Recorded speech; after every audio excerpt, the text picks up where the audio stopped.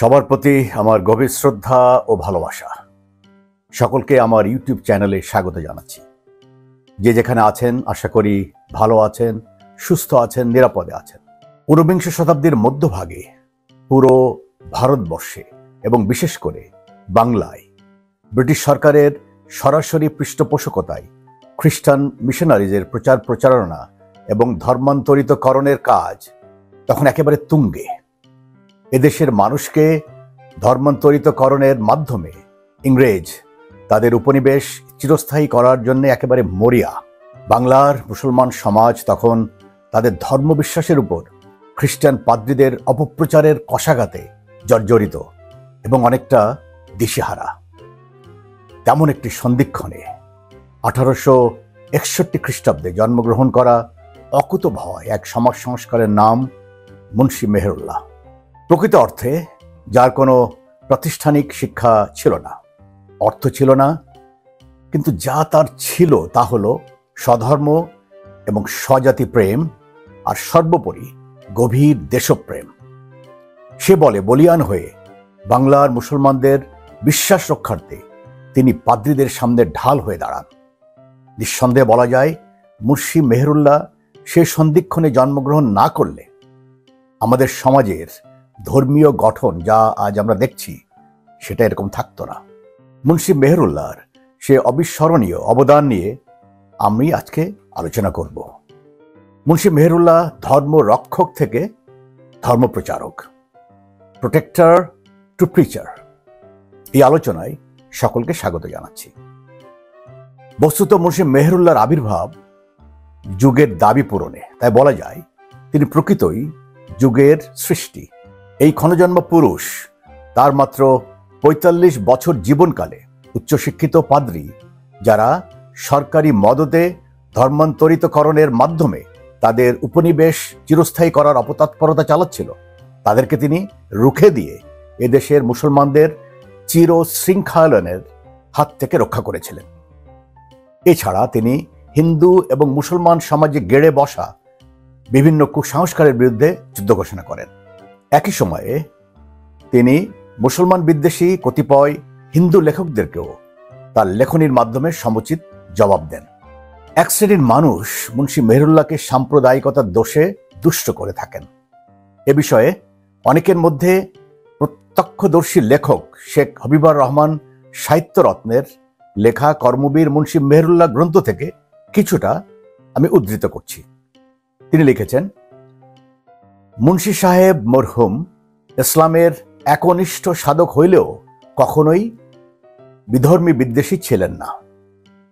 তাহার অধিকাংশ সভাতেই বহু শিক্ষিত হিন্দুর সমাগম হইত। তাহারাও মুক্ত কণ্ঠে তাহার বক্তৃতার প্রশংসা কীর্তন করিতেন। ১৩০৮ সালের ২৮শে মাঘ তারিখে রংপুর টাউনে একটি বিরাট সভার অধিবেশন হইয়াছিল। ওই সভায় হিন্দু মুসলমান সহস্র সহস্র ব্যক্তি উপস্থিত ছিলেন। মুন্সি সাহেব মরহুম ওই সভায় গোহত্যা সম্পর্কে একটি সুন্দর বক্তৃতা করেন। উক্ত বক্তৃতা শ্রবণে উপস্থিত হিন্দুগণ পর্যন্ত মুগ্ধ হইয়া গিয়াছিল। তাহার বক্তৃতা অন্তে স্থানীয় পণ্ডিত মহামহোপাধ্যায় শ্রীযুক্ত যাদবেশ্বর তর্করত্ন মহাশয় বক্তার গলায় গলায় মিলিয়া তাহার শত শত প্রশংসা করিয়াছিলেন। হিন্দু মুসলমান উভয় সম্প্রদায়ের শ্রদ্ধা ও ভালোবাসা লাভ করা কম সৌভাগ্য ও কৃতিত্বের কথা নহে।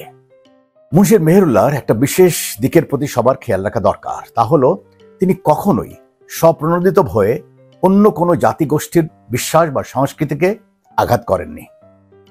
তিনি নিজ বিশ্বাস এবং সংস্কৃতি রক্ষার জন্য সত্যকে তুলে ধরে সব অপপ্রচারের জবাব তিনি দিয়েছেন এবং আত্মরক্ষার জন্য বক্তৃতা এবং লেখনীর মাধ্যমে তিনি প্রত্যাঘাত করেছেন।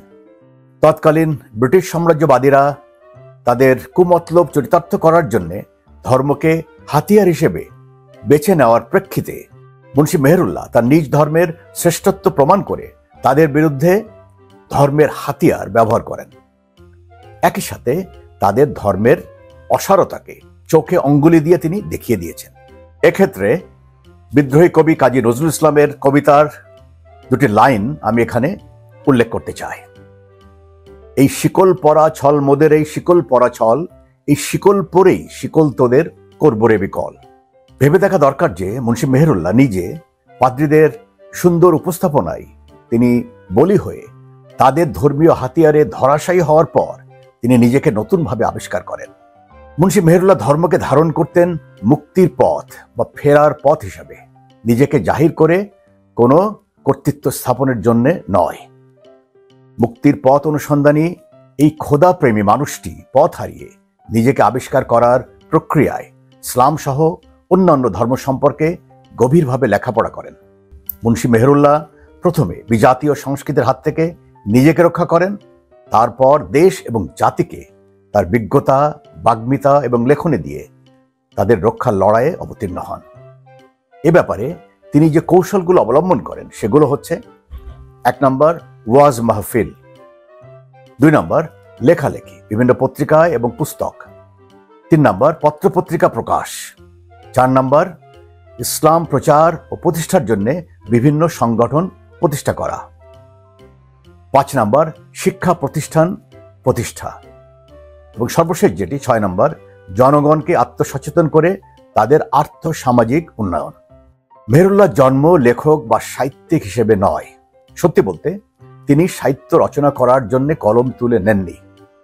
খ্রিস্টান মিশনারির অবান্তর প্রশ্নের জবাব আর তৎকালীন কতিপয় হিন্দু লেখক কর্তৃক ইসলাম আর মুসলমানদের সম্পর্কে মন গড়া কুচ্ছা রটনার জবাব দেওয়ার জন্য সভাসমিতির মাধ্যমে বা সভাসমিতির পাশাপাশি তিনি লেখক হিসাবে আত্মপ্রকাশ করেন। মুন্সি মেহেরুল্লাহ বাংলার মুসলমানদের সাংস্কৃতিক সংস্কার আন্দোলন, কালচারাল রিফর্ম মুভমেন্ট এর অন্যতম একজন পথিকৃৎ, যিনি মুসলমানদের জাগরণের জন্য অনেক কর্মতৎপরতা পরিচালনা করেন। দরিদ্র কৃষক পরিবারে জন্মগ্রহণ করা স্বশিক্ষিত এই মহাপ্রাণ মানুষটি মূলত জীবিকা অর্জনের জন্য পড়াশোনা ছেড়ে দর্জির কাজ বেছে নেন এবং তিনি তখন যশোর শহরের দড়াটানাতে একটি দর্জির দোকান খোলেন। তার এই পেশার সূত্র ধরে তিনি ইংরেজ শাসক, তখনকার সরকারি কর্মকর্তা এবং পাদ্রীদের সাথে সরাসরি সাক্ষাৎ লাভের সুযোগ লাভ করেন। অন্যদিকে সমাজের সাধারণ মানুষের সাথে মেলামেশারও একটা সুযোগ করে দেয় তার সেই দোকানটি। সেভাবেই তিনি ইংরেজ শাসক সহ সমাজের উঁচু স্তরের মানুষ এবং একই সাথে সাধারণ শ্রেণীর মানুষদের জীবনের সাথে একান্তভাবে পরিচিত হওয়ার সুযোগ লাভ করেন। বস্তুত দড়াটানা অবস্থিত তার দর্জির দোকানটি সব ধরনের মানুষের একটি মিলন মেলায় পরিণত হয়। আশরাফ আর আত্রাফ দুই শ্রেণীর মানুষদের নানা প্রশ্নের প্রেক্ষিতে তিনি তার লেখনী এবং সমাজসমিতির মাধ্যমে শ্রেণী মোতাবেক তাদের বোধগম্য করে তাদের মতো করে তিনি উত্তর দিতেন। পাদ্রীদের প্রশ্ন যেমন জন জমিরুদ্দিনের লেখা আসল কোরআন কোথায়, এর জবাবে তিনি তথ্য প্রমাণ সহ সুধাগার পত্রিকাতে সুদীজনের ভাষায় ধারাবাহিকভাবে তার জবাব লেখেন। তেমনি মেঠো সভাগুলোতে সেই সাধারণ মানুষের প্রশ্ন জবাব তিনি মেঠো ভাষায় সাধারণ মানুষের জীবন থেকে নেওয়া নানা উদাহরণের মাধ্যমেই দিতেন। মেঠো সভায় মেঠো উত্তর দেওয়ার ব্যাপারে আসলে তার কোনো জুড়ি ছিল না। আজ অবধি মুন্সি মেহেরুল্লাহর এ ধরনের হাট বাজারের সভাতে দেওয়া অজস্র মেঠো প্রশ্নের রসাত্মক উত্তর মুখরোচক গল্প হিসেবে বিশেষ করে যশোর জেলার শহর এবং পল্লীতে মানুষের মধ্যে ছড়িয়ে আছে। এ সম্পর্কে অন্য একটি পর্বে আলোচনা করার ইচ্ছা আছে। তখন খ্রিস্টান পাদ্রীরা ইসলামের বিরুদ্ধে যে অপপ্রচার করত তা নিয়ে গতানুগতিকভাবে তখনকার আলেম সমাজের কিছু মানুষ পাদ্রীদের সাথে তর্ক বিতর্ক করলেও সেগুলো ছিল মূলত দুপক্ষেরই নিজেদের জাহির করা আর শ্রেষ্ঠ প্রমাণ করার প্রচেষ্টা ছাড়া অন্য কিছু না। ধর্মকে তারা মুক্তির পথ নয়, বরং তাদের জন্মগতভাবে প্রাপ্ত একটা সম্পত্তি হিসেবে বিবেচনা করে সেটা অন্যের উপর চাপিয়ে দিতে চাইত। মুন্সি মেহেরুল্লাহর জ্ঞানের গভীরতা এবং তিনি যে কত বড় মাপের তার্কিক ছিলেন তার দুটি উদাহরণ সংক্ষিপ্ত আকারে আমি এখানে তুলে ধরব। প্রথমটি হচ্ছে তৎকালীন বরিশাল জেলার অন্তর্গত পিরোজপুর মহকুমার পাদ্রীরা দুঃসাহস দেখিয়ে প্রকাশ্য ধর্মীয় তর্ক প্রতিযোগিতার জন্য মুসলমানদেরকে চ্যালেঞ্জ ছড়ে দেয়। তখন সে তর্ক প্রতিযোগিতায় অংশগ্রহণ করার জন্য বাংলার কোনো উপযুক্ত কাউকে খুঁজে না পাওয়াতে অবশেষে সুধাকার পত্রিকার সম্পাদক মুন্সি রেয়াজউদ্দিন তার কলকাতা অফিস থেকে একটা চিঠি লিখে মুন্সি মেহেরুল্লাহকে পাদ্রীদের সাথে তর্ক সংগ্রামে প্রবৃত্ত হওয়ার জন্য অনুরোধ করেন। মুন্সি সাহেব তাতে সাড়া দেন। সেটাই মুন্সি মেহেরুল্লাহর সর্বপ্রথম খ্রিস্টান পাদ্রীদের সাথে সরাসরি তর্কযুদ্ধ ছিল।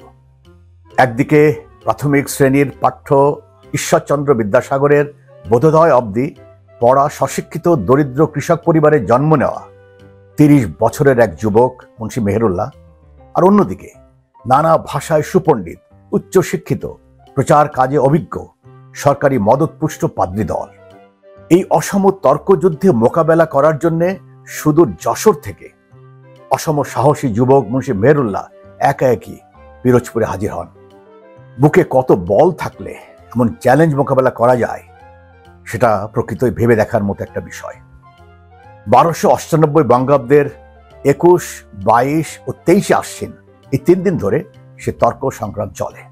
সে তর্ক সংগ্রামে মুন্সি মেহেরুল্লাহ পাদ্রীদেরকে সম্পূর্ণরূপে পরাস্ত করে ইসলামের গৌরব পতাকা সমুন্নত রাখতে সমর্থ হন। খ্রিস্টান মুসলমান তর্কযুদ্ধ নামক পুস্তকে সে সবার বিস্তৃত বর্ণনা দেওয়া আছে। এমনিভাবে 1305 বঙ্গাব্দের শেষ ভাগে নোয়াখালীর পাদ্রী সাহেবরা সেখানকার মুসলমানদেরকে কতগুলো প্রশ্ন করে তাদেরকে বিপদে ফেলে দেন, কারণ সেগুলোর উত্তর মুসলমান যে আলেমরা ছিল তাদের জানা ছিল না। সহস্র সহস্র আলেম, মৌলবী, মৌলানা অধ্যুষিত নোয়াখালীর মুসলমানগণ উত্তর দিতে না পারায় প্রশ্নগুলো তারা মুন্সি মেহেরুল্লাহর কাছে পাঠিয়ে দেন।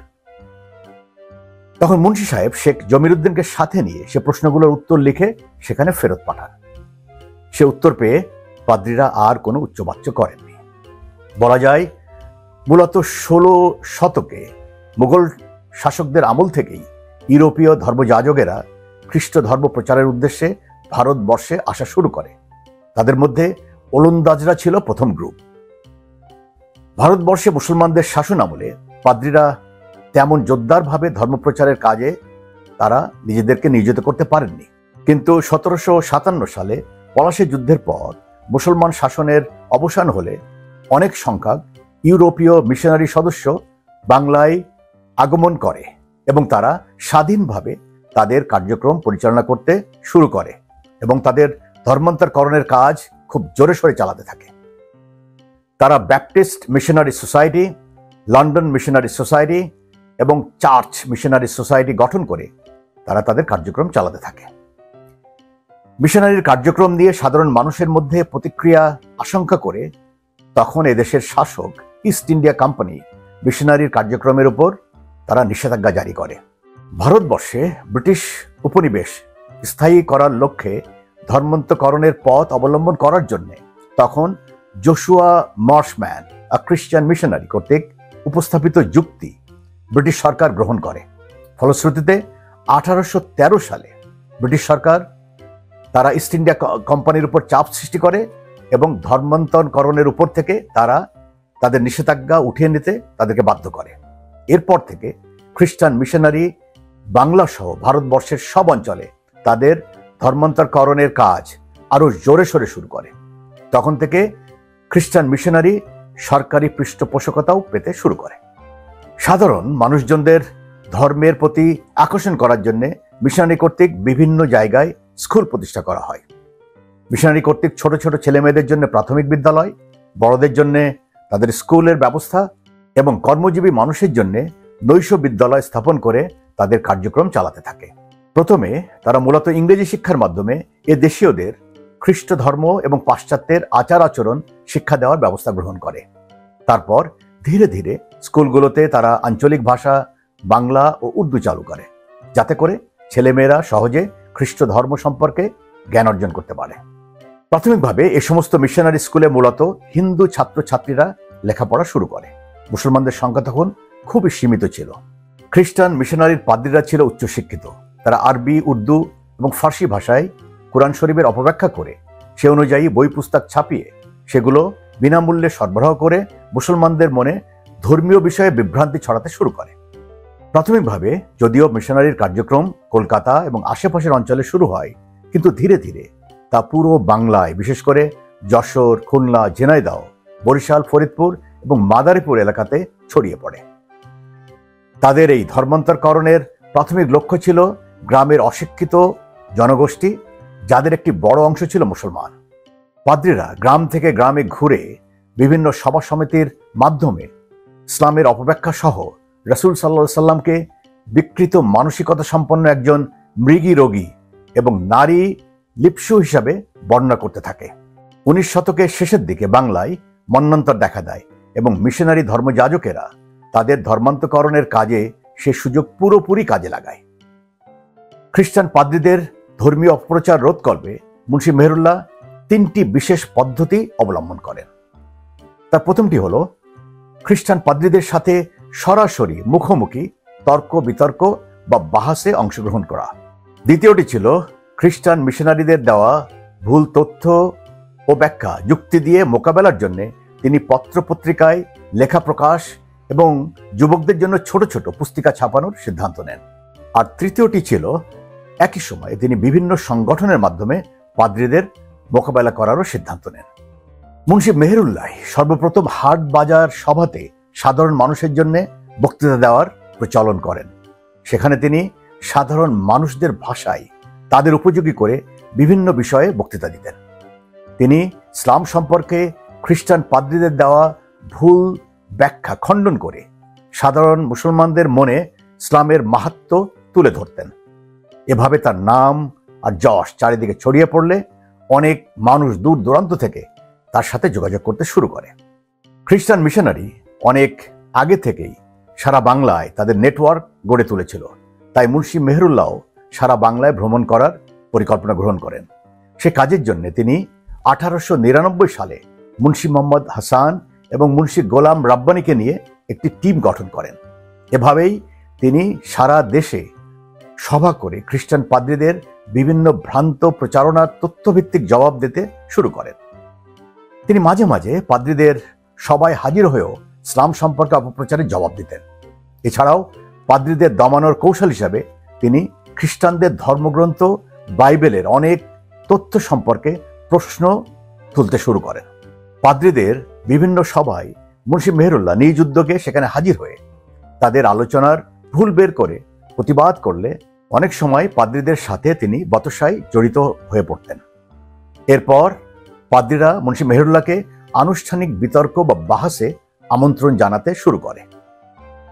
মুন্সি মেহেরুল্লাহর বুদ্ধিমত্তার কাছে হার মেনে খ্রিস্টান পাদ্রীরা পিছু হটতে শুরু করে, আর জনগণের ভিতর মুন্সি মেহেরুল্লাহর জনপ্রিয়তা বৃদ্ধি পেতে থাকে। সে সময়ে সমাজের উঁচু স্তরের হিন্দু ছেলে মেয়েদের লেখাপড়ার জন্য কলকাতাতে হিন্দু কলেজ প্রতিষ্ঠা করা হয়। সেই কলেজে অধ্যয়নরত হিন্দু ছেলেমেয়েরা তখন secularist Anglo Indian teacher Henry Louis Vivian Derozio তার সান্নিধ্যে আসার সুযোগ লাভ করে। পরবর্তীতে তারা ইয়াং বেঙ্গল নামে একটি সংঘ গঠন করে। সে সংগঠনের সদস্যরা হিন্দু ধর্ম এবং ধর্মীয় আচার অনুষ্ঠানকে প্রকাশ্যে নিন্দা করা শুরু করে। কলকাতার হিন্দু কলেজে লেখাপড়া করা ছেলেমেয়েরা যে ইয়াং বেঙ্গল সংঘ প্রতিষ্ঠা করে তারা মুক্তচিন্তার মানুষ এবং ডেরোজিয়ান্স নামে পরিচিতি লাভ করে। সে সময়ে অনেক সংখ্যক সাধারণ হিন্দু খ্রিস্টান মিশনারির প্রচার প্রচারণা এবং বিভিন্ন আর্থিক সহায়তার বিনিময়ে খ্রিস্টান ধর্ম গ্রহণ করতে থাকে। ধর্মান্তরকরণের মাধ্যমে মিশনারিগুলো 19বিংশ শতাব্দীর শেষ ভাগ পর্যন্ত হিন্দুদের মতো মুসলমানদের কাছ থেকে তেমনভাবে সাড়া পায় না। প্রফেসর আব্দুল হায়ের লেখা অনুযায়ী 19 শতকের শেষের দিকে বাংলাদেশের বিভিন্ন জেলায় মুসলমানদের ধর্মান্তরকরণ শুরু হয়। প্রফেসর আব্দুল হাই শিক্ষার অভাব, ইসলামের প্রতি অজ্ঞতা এবং দারিদ্রতার ফলে মিশনারি কর্তৃক দেওয়া আর্থিক সহায়তা মুসলমানদেরকে খ্রিস্ট ধর্ম গ্রহণ করার মূল কারণ হিসাবে তিনি চিহ্নিত করেন। 19বিংশ শতাব্দীর শেষ দশকের দিকে খ্রিস্টান মিশনারি বাংলার মুসলমানদের ভিতর তাদের ধর্মকে ব্যাপকভাবে প্রচার শুরু করে এবং মুসলমানদের অশিক্ষা ও দারিদ্রতার সুযোগ নিয়ে তাদেরকে খ্রিস্ট ধর্মে দীক্ষিত করতে থাকে। 1881 সালে 20 বছর বয়সে মুক্তির পথ অন্বেষণকারী স্বশিক্ষিত যশোরের এই যুবক মুন্সি মেহেরুল্লাহ এবং মোটামুটি একই সময়ে শেখ জমিরুদ্দিন খ্রিস্টান ধর্ম গ্রহণ করে। শেখ জমিরুদ্দিন জন রেভারেন্ড জমিরুদ্দিন নাম ধারণ করে খ্রিস্টান ধর্ম প্রচারে পাদ্রীদের সাথে যোগ দেয়, আর মুন্সি মেহেরুল্লাহ খ্রিস্টান পাদ্রীদের সাথে দার্জিলিং চলে যান। সেখানে যেও তিনি দর্জির ব্যবসা শুরু করেন।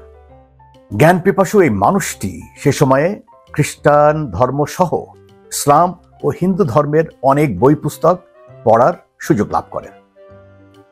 খ্রিস্টান মিশনারি জশুয়া মার্শম্যানের দেওয়া ধারণা গ্রহণ করে ইংরেজরা এদেশে ইংরেজ উপনিবেশ চিরস্থায়ী করার উদ্দেশ্যে ধর্মান্তকরণের পথ বেছে নেওয়ার বিষয়টি, মুক্তির পথ খোঁজার জন্যে খ্রিস্ট ধর্মকে বেছে নেওয়া মুন্সি মেহেরুল্লাহর দৃষ্টি আকর্ষণ করে। মুন্সি মেহেরুল্লাহর ভ্রমভঙ্গ হয়। তিনি নিজ ধর্মে ফিরে এসে খ্রিস্টান পাদ্রীদের ধর্মের লেবাজে উপনিবেশ স্থায়ীকরণের প্রচেষ্টা রুখে দেওয়ার জন্য প্রতিজ্ঞাবদ্ধ হন এবং বাংলার মুসলমানদেরকে খ্রিস্ট ধর্মে ধর্মান্তরিত হওয়ার পথে ঢাল হয়ে দাঁড়ান। একদিকে উচ্চশিক্ষিত ইংরেজ সরকারের মদতপুষ্ট পাদ্রী, অন্যদিকে স্বশিক্ষিত স্বাধিকার আদায়ে ব্রতী মুন্সি মেহেরুল্লাহ এক জ্বলন্ত অগ্নিকাণ্ডের মতো নিজের যা কিছু আছে তা দিয়ে খ্রিস্টান মিশনারির মোকাবেলা করতে শুরু করেন। খ্রিস্ট ধর্মে ধর্মান্তরিত হয়ে 1892 সালে পাদ্রী জন জমিরুদ্দিন পাঠকরত্ন কর্তৃক লেখা আসল কোরআন কোথায় শিরোনামে একটি বই লিখে মুসলমানদের মনে তিনি ইসলাম সম্পর্কে সন্দেহ ঢুকিয়ে দেওয়ার চেষ্টা করেন। তখন তার জবাবে 1893 সালে মুন্সি মেহেরুল্লাহ তার গবেষণালব্ধ গ্রন্থ ইসাই বা খ্রিস্টান ধোঁকাভঞ্জন নামে তার লেখা প্রকাশ করেন। সে লেখনীর মাধ্যমে তিনি প্রমাণ করেন যে আসল কোরআন সর্বত্রই বিরাজমান। সে তর্কযুদ্ধে পাদ্রী জমিরুদ্দিন নিজের ভুল স্বীকার করে হার মেনে নিয়ে পরবর্তীতে তিনি ইসলাম ধর্মে প্রত্যাবর্তন করেন। মুন্সি মেহেরুল্লাহকে নিয়ে আমার প্রথম পর্বের ভিডিওতে কৃষক পরিবারে জন্মগ্রহণ করা এই মানুষটির জ্ঞান পিপাসার তীব্রতা নিয়ে কিছুটা আলোকপাত করেছি। মুন্সি মেহেরুল্লাহ মূলত মুক্তির পথ অন্বেষী একজন মহাপ্রাণ। ধর্মকে তিনি মুক্তির পথ বা ফেরার পথ হিসাবে জ্ঞান করতেন। প্রকৃতই তিনি ছিলেন চিন্তাশীল, সত্যান্বেষী, জ্ঞান পিপাসা একজন মানুষ। জ্ঞান পিপাসা পরিতৃপ্ত করতে আর মুক্তির পথ খুঁজতে খুঁজতে তিনি প্রকৃতই পথ হারান। আর পথ হারালেই নানা পথের সন্ধান পাওয়া যায়। পথ হারিয়েই এই মহাপ্রাণ দার্জিলিংয়ে যেয়ে বেশ কিছুদিন অবস্থানকালে বিভিন্ন ধর্মের অনেকগুলো বই পড়েন। সেটি ছিল প্রকৃতপক্ষে তার ফেরার পথ বা মুক্তির পথ অনুসন্ধান। মুক্তির বা ফেরার পথ অন্বেষী মহাপ্রাণ মুন্সি মেহেরুল্লাহ খ্রিস্ট ধর্মের মোহজালে আবদ্ধ হওয়ার মূল যে কারণগুলো সেগুলো হলো, 1 নম্বর, মুক্তির পথ অন্বেষণ। পথ খুঁজতে খুঁজতেই প্রকৃতই তিনি পথ হারান। 2 নম্বর, ইসলাম সম্পর্কে তার অজ্ঞতা। 3 নম্বর, খ্রিস্টান পাদ্রীদের অসাধারণ যুক্তিপূর্ণ প্রচারণা। 4 নম্বর, ইসলাম সহ অন্য সব ধর্ম সম্পর্কে জ্ঞান অর্জনের তার যে তৃষ্ণা ছিল সেটা প্রদীপ্ত করার ইচ্ছা। আর 5 নম্বর ছিল ধর্ম প্রচারের ব্যাপারে ইংরেজ পাদ্রীদের উদ্দেশ্য সম্পর্কে পরিষ্কার ধারণা না থাকার ফলে তিনি সে ফাঁদে পা দেন।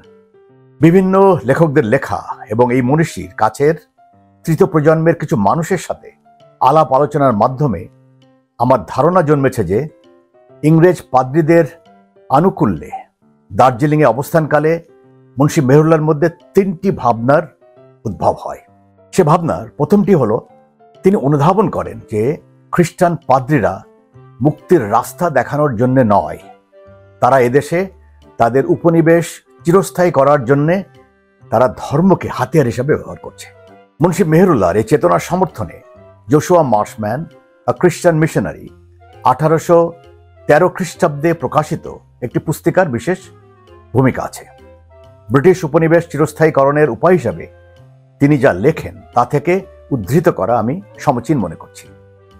এ সম্পর্কে জশুয়া মার্শম্যান তার পুস্তিকাতে লেখেন, ভারতে ব্রিটিশ শাসন প্রতিষ্ঠা এবং চিরস্থায়ী করার জন্য সবথেকে কার্যকরী উপায় হচ্ছে খুব ঠান্ডা মাথায়, খুব সন্তর্পণে কিন্তু লাগাতারভাবে এখানকার মানুষদের মধ্যে খ্রিস্টান ধর্মের আলো ছড়ানো। One of the most effectual means of perpetuating the British dominion in India will be the calm and silent but steady and constant diffusion of Christian light among the natives. Marshman আরো বর্ণনা করেন যে প্রতিটি ধর্মান্তরিত হিন্দু এবং মুসলমান তাদের নিজেদের সুবিধা এবং নিরাপত্তার জন্য অপরিহার্যভাবে ব্রিটিশদের প্রতি বন্ধুত্বভাবাপন্ন থাকবে, কারণ ভারতে ব্রিটিশ সাম্রাজ্য টিকে থাকার সাথে তাদের অস্তিত্ব জড়িয়ে পড়বে।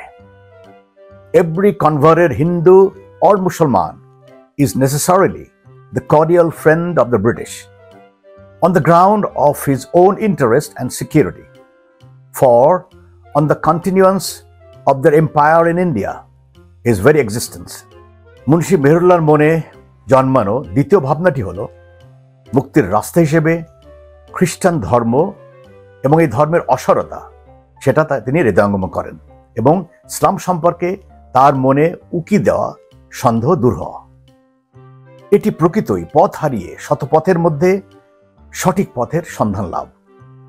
তিনি শুধু নিজেই সঠিক পথে ফিরে ক্ষান্ত হননি, একই সাথে অশিক্ষিত দরিদ্র মুসলমানদের বিশ্বাস রক্ষার জন্য ইসলাম প্রচার এবং অন্য ধর্মের যাজকদের ইসলাম সম্পর্কে যে ভ্রান্তি বা ভ্রান্ত ধারণা ছড়াচ্ছিল তার দাঁত ভাঙা জবাব তিনি দিতে শুরু করেন। মুন্সি মেহেরুল্লাহর মনে তৃতীয় যে ভাবনাটি জন্মায় সেটিকে আমি এভাবে বর্ণনা করব বা বর্ণনা করা যায়, the best weapon against the enemy is another enemy. শত্রুর বিরুদ্ধে সর্বোত্তম অস্ত্র হল অন্য শত্রু। ব্রিটিশ ভারতে উপনিবেশবাদীরা দুটো প্রধান অস্ত্রের ব্যবহার করে। প্রথমটি হলো প্রচলিত অস্ত্র গুলিবন্দুক, আর দ্বিতীয়টি হলো ধর্মের অস্ত্র, ধর্মের হাতিয়ার। প্রথম অস্ত্রটির বিরুদ্ধে অস্ত্র দ্বারা সংগ্রাম অব্যাহত ছিল বিভিন্নভাবে, কিন্তু দ্বিতীয় যে অস্ত্রটি সেটি ছিল আরো মারাত্মক। সেটির বিরুদ্ধে যুদ্ধে নামেন দেশ আর স্বজাতি প্রেমে উদ্দীপ্ত মুন্সি মেহেরুল্লাহ। এই তৃতীয় ভাবনাটি সম্পর্কে আলোকপাত করে আজকের আলোচনা শেষ করব। এ বিষয়ে আমি চাইনিজ সমরবিদ এবং সেনাপতি সান জুর একটি উক্তি উল্লেখ করব। সান জুর কথায়, যদি শত্রুকে এবং নিজেকে চেনো তাহলে শত যুদ্ধের ফলাফল সম্পর্কে তোমার শঙ্কিত হওয়ার কিছু নেই। যদি নিজেকে জানো আর শত্রু সম্পর্কে অজ্ঞ থাকো তাহলে যুদ্ধে জয় পরাজয় দুটোরই সমান সম্ভাবনা। আর যদি নিজের আর শত্রু সম্পর্কে অজ্ঞ থাকো তবে এটা নিশ্চিত যে প্রতি যুদ্ধেই তুমি হারবে। If you know the enemy and know yourself, you need not fear the result of 100 battles. If you know yourself but not the enemy, for every victory gained you will also suffer defeat. If you know neither the enemy nor yourself, you will succumb in every battle. সানজুর উক্তিটির আলোকে আলোচনা করলে দেখা যায় যে প্রথমত শুরুতে এই সত্যের অনুসন্ধানী যুবক মুন্সি মেহেরুল্লাহর না ছিল নিজের তথা ইসলাম সম্পর্কে সম্যক জ্ঞান, না ছিল খ্রিস্ট ধর্ম এবং উপনিবেশবাদীদের আসল উদ্দেশ্য সম্পর্কে জ্ঞান। তাই তো তিনি তাদের পাতা ফাঁদে পা দিয়েছিলেন। কিন্তু আশার বিষয় যে উপনিবেশ স্থাপনকারীদের হাতের অস্ত্র হিসাবে তিনি ব্যবহৃত হননি। দ্বিতীয়টি হল মুন্সি মেহেরুল্লাহ নিজ সংস্কৃতি এবং ধর্ম সম্পর্কে জেনে নিজেকে চিনলেন এবং একই সাথে খ্রিস্ট ধর্ম সম্পর্কেও জানার প্রচেষ্টা তিনি অব্যাহত রাখলেন। এবং শেষে এদেশে পাদ্রী ধর্মপ্রচারকদের উদ্দেশ্য সম্পর্কে জানার পর তিনি প্রতিপক্ষের অস্ত্রে প্রতিপক্ষকে ঘায়েল করার যুদ্ধে নিজেকে পূর্ণভাবে নিয়োজিত করে শত্রুর অগ্রযাত্রা রুখে দেন এবং অকুতভয় এক সেনাপতির মতো রণাঙ্গনেই তিনি তার প্রাণ বিসর্জন দেন। ব্রিটিশ উপনিবেশবাদীদের বিরুদ্ধে সম্মুখ সারির অকুতভয় এক যোদ্ধা মুন্সি মেহেরুল্লাহ সম্পর্কে জেনে আমার মনে যে অনুভূতি জেগেছে তা প্রকাশ করার কোনো ভাষা আমার নাই। হৃদয় মাঝারে কেন জানি আসে ঘুরে ঘুরে তব নাম খানি, জানি না কোথায় কিভাবে আছো হে মহাপ্রাণ। যে যা বলে বলুক, কেউ তোমায় সরুক না সরুক, হে মহাপ্রাণ তাতে করো না যেন অভিমান। নবপ্রভাতে নতুন শপথে নতুন প্রজন্ম উঠেছে জাগিয়া, চারিদিকে বাজিছে বিন, তারাই সবার করিবে বিচার, শুধিবে সব ঋণ। আমি মনে করি কর্মবীর মুন্সি মেহেরুল্লাহ সম্পর্কে জানা বাংলার সব বয়সী এবং সব শ্রেণী পেশার মানুষের জন্য জরুরি। সে লক্ষ্যেই সবার মনে তার সম্পর্কে জানার ক্ষুধা তৈরির জন্য আমার ক্ষুদ্র প্রয়াস। আমার চ্যানেল যদি আপনাদের ভালো লাগে তবে চ্যানেলটি সাবস্ক্রাইব, লাইক আর মন্তব্য করে সাথে থাকবেন আশা করি। সকলকে ধন্যবাদ ও কৃতজ্ঞতা। সবাই ভালো থাকুন, সুস্থ থাকুন। মানবতার জয় হোক। Humanity is human religion.